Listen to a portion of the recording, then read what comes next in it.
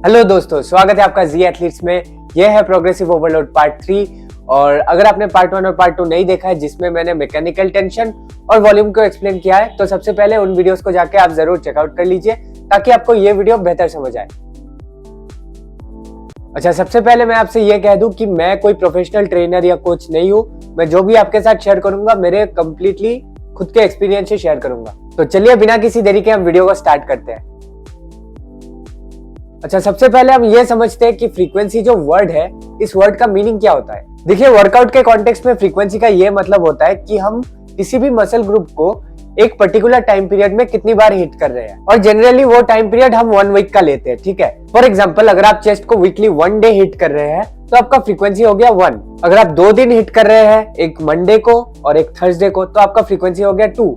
अगर आप 3 दिन हिट कर रहे हैं तो आपका फ्रीक्वेंसी हो गया 3 एंड सो ऑन। तो फ्रीक्वेंसी के इस कॉन्सेप्ट को हम कैसे मैनिपुलेट कर सकते हैं अपने गेन्स को मैक्सिमाइज करने के लिए, उसको हम एक एग्जांपल से समझते हैं। ठीक है, तो मान लीजिए हमारे पास 2 आदमी हैं, पर्सन ए और पर्सन बी। आज के डेट पे हम ये हाइपोथेटिकली मान लेते हैं कि दोनों का हर एक वेरिएबल एग्जैक्ट सेम है। Diet, sleep, strength levels, stress levels, सारे वेरिएबल्स को हमने सेम मान लिया और दोनों ने ये डिसाइड किया कि मुझे बाइसेप्स के लिए वीक में टोटल 10 सेट्स लगाने। ठीक है, जो पर्सन ए है उसने डिसाइड किया कि वो एक ही दिन में बाइसेप्स के 10 सेट्स परफॉर्म करेगा। मान लीजिए वो मंडे को अपना 10 सेट्स परफॉर्म करेगा। ठीक है, और जो पर्सन बी है उसने अपने 10 सेट्स को 2 सेशंस में डिवाइड कर दिया, एक मंडे का सेशन और एक थर्सडे का सेशन। दैट इज वो मंडे को 5 सेट्स लगाएगा और थर्सडे को 5 सेट्स लगाएगा। तो आपको क्या लगता है कौन सा आदमी ज्यादा मसल बिल्ड कर पाएगा इन द लॉन्ग रन? तो चलिए इस चीज को हम थोड़ा लॉजिकली समझते हैं।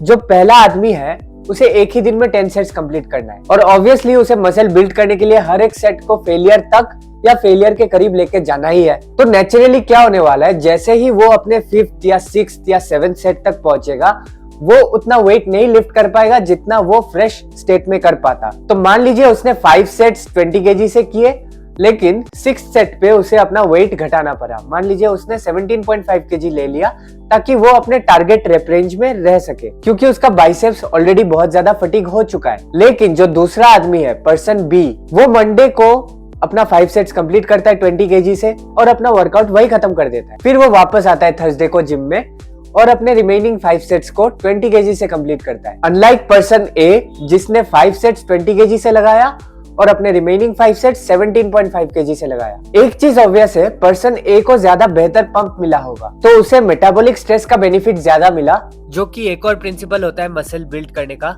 जिसके बारे में हम आने वाले वीडियोस में बात करेंगे। लेकिन जो मैकेनिकल टेंशन का बेनिफिट है, जो कि मसल और स्ट्रेंथ बिल्डिंग का सबसे बड़ा ड्राइवर होता है, उसका बेनिफिट तो पर्सन बी को ही मिला। मतलब कि अगर आप 1 महीने या 2 महीने का टाइम फ्रेम उठा के देखेंगे तो person B same number of sets करता है लेकिन ज्यादा वेट पुश करता है। टोटल ओवरऑल वेट जो होता है पर्सन बी ज्यादा पुश करता है कंपेयर टू पर्सन ए। तो अगर आप इसे over a longer period of time add up करेंगे तो पर्सन बी को इन द लॉन्ग रन ज्यादा बेहतर मसल गेन्स और स्ट्रेंथ गेन्स मिलेगा। तो इसीलिए फ्रीक्वेंसी का एक बहुत बहुत बड़ा रोल होता है। आपने अपने मसल्स को वीकली 2 बार एटलीस्ट हर एक मसल ग्रुप को वीकली 2 टाइम्स ट्रेन करना ही करना है। ब्रो स्प्लिट को आप आज ही डिच कीजिए और एक हाई फ्रीक्वेंसी ट्रेनिंग स्प्लिट जैसे कि push pull legs, upper lower या फुल बॉडी स्प्लिट स्टार्ट कीजिए। मैं ये नहीं कह रहा कि ब्रो स्प्लिट से रिजल्ट नहीं मिलता, ऑब्वियसली मिलता है। बहुत सारे बड़े बड़े बॉडी बिल्डर्स बहुत अच्छे रिजल्ट्स लेके आते हैं और आते थे ब्रो स्प्लिट को यूज करके। लेकिन एज ए नेचुरल अगर आप एक हाई फ्रीक्वेंसी ट्रेनिंग स्प्लिट को फॉलो नहीं कर रहे हैं तो आप बहुत सारे गेन्स को मिस करने वाले हैं। तो चलिए अब हम ये समझते हैं कि फ्रीक्वेंसी और वॉल्यूम का क्या रिलेशन होता है। देखिए, सिंपल सा लॉजिक है, आपका वीकली फ्रीक्वेंसी जितना हाई होगा आपका पर डे वॉल्यूम उतना कम होगा। फॉर एग्जांपल आप ये डिसाइड करते हैं कि आप किसी मसल ग्रुप के वीकली टोटल 20 सेट्स लगाने वाले हैं। अब डिपेंडिंग ऑन फ्रीक्वेंसी आपका पर डे वॉल्यूम वेरी करने वाला है। फॉर एग्जाम्पल अगर आपका फ्रीक्वेंसी 1 दिन का है तो आपने एक ही दिन में टोटल 20 सेट्स कंप्लीट करना है। अगर आपका फ्रीक्वेंसी 2 दिन का है तो आप 10 और 10 सेट्स करके 2 दिन में डिवाइड कर सकते हैं। जैसे कि आप देख सकते हैं आपका फ्रीक्वेंसी जितना बढ़ रहा है आपका वॉल्यूम पर डे का वॉल्यूम उतना घट रहा है। तो वॉल्यूम और फ्रीक्वेंसी आपस में एक इनवर्स रिलेशनशिप रखते हैं। अच्छा, अब एक बहुत इंपॉर्टेंट सवाल हमारे पास ये आता है कि क्या हमें फ्रीक्वेंसी को मोर देन 3 डेज रखना चाहिए या नहीं। क्योंकि अगर हम किसी मसल ग्रुप को वीक में मोर देन 3 डेज, मान लीजिए 4 डेज या 5 डेज ट्रेन करें तो वो मसल रेस्ट कब करेगा, उसे रेस्ट कब मिलेगा? इसका जवाब ये है कि आप बिल्कुल एक मसल ग्रुप को 4-5 डेज इवन 6 डेज भी ट्रेन कर सकते हैं, लेकिन ऐसे सिचुएशंस में आपने अपना वॉल्यूम पर वर्कआउट का वॉल्यूम बहुत ज्यादा घटाना है और इंटेंसिटी भी बहुत ज्यादा घटाना है। इनफैक्ट जेफ निपर्ट के चैनल पे, जो कि one of the best fitness YouTubers है, आपको एक 5 डेज पर वीक का फुल बॉडी प्रोग्राम फ्री में मिलने वाला है, जिसका लिंक मैं नीचे डिस्क्रिप्शन में डाल दूंगा। ये एक हाई फ्रीक्वेंसी प्रोग्राम है जिसमें वो 5 डेज पर वीक ट्रेन करते हैं और एवरी सिंगल डे एक फुल बॉडी सेशन होता है। लेकिन ये मेरे हिसाब से एक एडवांस टेक्निक है and I would rather stick to 2 to 3 days per week per muscle group at max. लेकिन हाँ, अगर आप अपने किसी भी एक्सरसाइज को बहुत ज्यादा इंप्रूव करना चाहते हैं, फॉर एग्जांपल पावर लिफ्टिंग में हमें स्क्वाट, बेंच और डेडलिफ्ट को बढ़ाना होता है, तो मान लीजिए मुझे अपना बेंच प्रेस इंक्रीज करना है, तो मैं उस पर्टिकुलर एक्सरसाइज को वीकली 4 से 5 दिन भी प्रैक्टिस कर सकता हूँ डिपेंडिंग ऑन माई प्रोग्राम, लेकिन अलग अलग इंटेंसिटीज पे।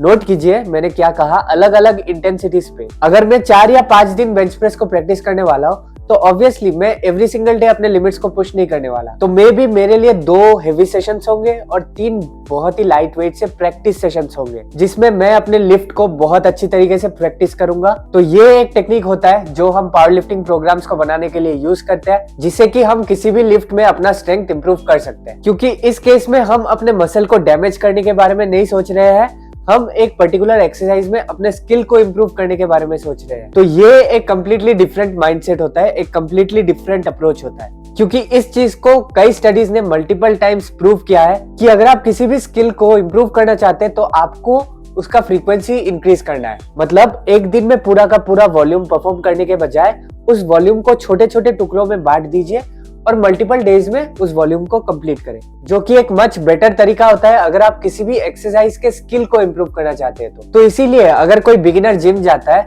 तो उसको मेरे हिसाब से multiple times full body workout करना चाहिए। उसका इंटेंसिटी बहुत ज्यादा हाई नहीं रहेगा, उसका सोल पर्पस ये रहेगा कि मैं मल्टीपल टाइम्स वीक में जिम जाऊंगा और एवरी सिंगल डे कुछ सिलेक्टिव एक्सरसाइजेस को बार बार प्रैक्टिस करूंगा, लो से मॉडरेट इंटेंसिटी के साथ। क्योंकि एज ए बिगिनर उसे बस एक्सरसाइज करने का स्किल को सीखना है, उसे हर एक एक्सरसाइज को धीरे धीरे मास्टर करना है। कुछ लोग बिगिनर्स के लिए ब्रो स्प्लिट सजेस्ट करते हैं, जो कि मेरे हिसाब से एकदम ऑप्टिमल नहीं है। लेकिन obviously from a muscle building perspective 2 to 3 days per week per muscle group is good enough. तो आपका एक ही गोल है कि आप अपने मसल डैमेज को मैक्सिमाइज करें ताकि वो रिपेयर होके एक बिगर और स्ट्रॉन्गर मसल बन पाए। और इसीलिए इस केस में आप फेलियर के करीब या फेलियर तक ही ट्रेन करेंगे और आपका माइंडसेट कंप्लीटली अलग होगा। तो दोस्तों ये थी आज की वीडियो। उम्मीद करता हूँ कि आपको वीडियो अच्छा लगा होगा, इन्फॉर्मेटिव लगा होगा। अगर आपको वीडियो अच्छा लगा तो एक लाइक जरूर कर दीजिए, चैनल को भी सब्सक्राइब कर दीजिए। तो मिलते हैं आपके साथ अगले वीडियो में।